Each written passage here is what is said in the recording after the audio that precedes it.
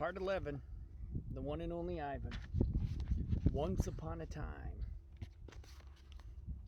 All night Ruby moans and sniffles. I pace my domain. I don't want to fall asleep in case she needs something. Ivan, Bob says gently, get some sleep, please, for your sake and for mine. Bob can't sleep unless he's on my stomach. I hear her stirring. Ivan, Ruby calls. I rush to my window. Ruby, are you all right? I miss Aunt Stella, Ruby sobs, and I miss my mom and my sisters and my aunts and my cousins too. I know, I say, because it's all I can think of. Ruby sniffles. I can't sleep. Do you know any stories the way Aunt Stella did? Not really, I admit. Stories were Stella's specialty. Tell me a story about when you were little, Ruby pleads. She puts her trunk between the bars. Please, Ivan? I scratch the back of my head. I don't remember things, Ruby, I admit. It's true, Bob says, trying to be helpful. Ivan has a terrible memory. He's the opposite of an elephant. Ruby lets out a long, shivery breath. Oh well, that's okay. Night, Ivan and Bob. I listen to Ruby's soft sobs for long, horrible minutes. Then I hear myself saying, once upon a time, there was a gorilla named Ivan. And slowly and deliberately I try to remember. The grunt. I was born in a place humans call Central Africa, in a dense forest so beautiful no crayons could ever do it justice. Gorillas don't name their newborns right away the way humans do. We get to know our babies first. We wait to see hints of what might yet be.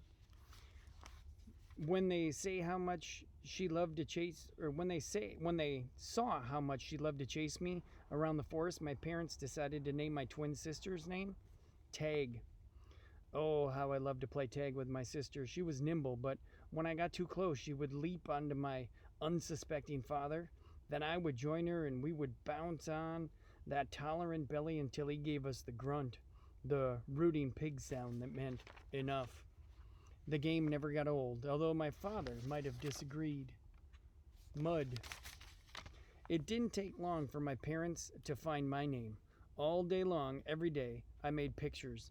I drew on rocks and bark and my poor mother's back. I used the sap from leaves, I used the juice from fruit, and mostly, I used mud. And that is what they called me, Mud. To a human, mud might not sound like much, but to me, it was everything. Protector. My family, which humans called a troop, was just like any other gorilla family. There were 10 of us. My father, the silverback, my mother, and 3 other adult females, a juvenile male called a blackback, and 2 other young gorillas. Tag and I were the babies of the group. We squabbled now and then as families will, but my father knew how to keep us in line with a simple scowl. And for the most part, we were happy to do what we were meant to do, to feed and forage and nap and play. My father was a master at leading us to the ripest fruit for our morning feast and the finest branches for our night nests. He was everything a silverback is meant to be, a guide, a teacher, a protector, and nobody could chest beat like my father. A perfect life. Gorilla babies and elephant babies and human babies are not so different, except that a gorilla gets to spend the day riding on his mother's back like a cowboy on a horse. It's a pretty great system from the baby's point of view. Slowly, carefully, a young gorilla begins to venture further and further away from the safety of his mother's arms. He learns the skills he will need as an adult, how to make the best nest of branches, weave them tightly or they'll fall apart in the middle of the night, how to beat your chest, cup your palms to amplify the sound, so make it louder, how to go vining from tree to tree, don't let go, how to be kind, be strong, be loyal. Growing up gorilla is just like any other kind of growing up. You make mistakes, you play, you learn, you do it all over again. It was, for a while, a perfect life. Next chapter is a short one, the end. One day, a still day when the hot air hummed, the humans came. Vine. After they captured my sister and me, they put us in a cramped, dark crate that smelled of urine and fear.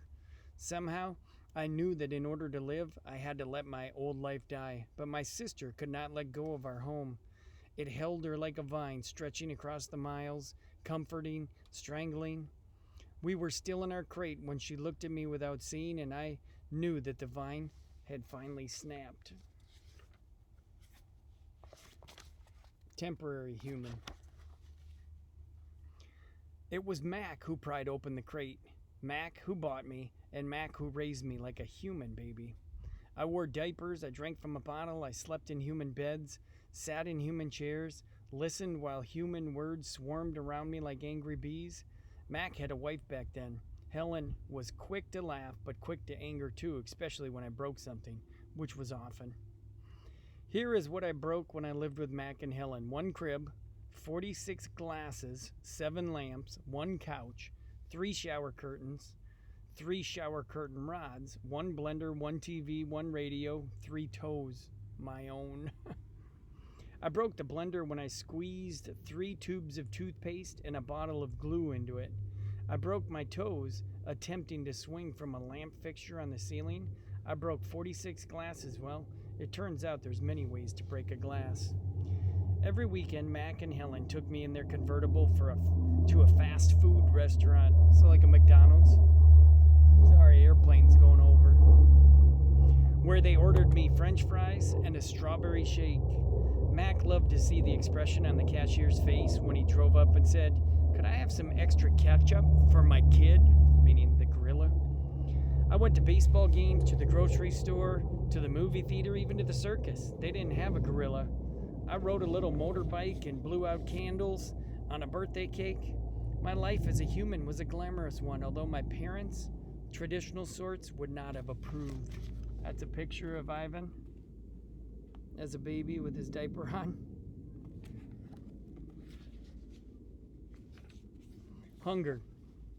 In my new life as a human, I was well tended, meaning taken care of. I ate lettuce leaves with Thousand Island dressing and caramel apples and popcorn with butter. My belly ballooned, got fat. But hunger, like food, comes in many shapes and colors. At night, lying alone in my poo pajamas, so like Pooh Bear, I felt hungry for the skilled touch of a grooming friend, and for the cheerful grunts of a play fight, and for the easy safety of my nearby troop foraging through shadows. Remember what happened to Tag? I told myself, don't think about the jungle, so she must have died. Still, sometimes I lay awake, wishing for the warmth of another just like me, asleep in a night nest of tender prayer plant leaves. I like having sips of soda poured into my mouth like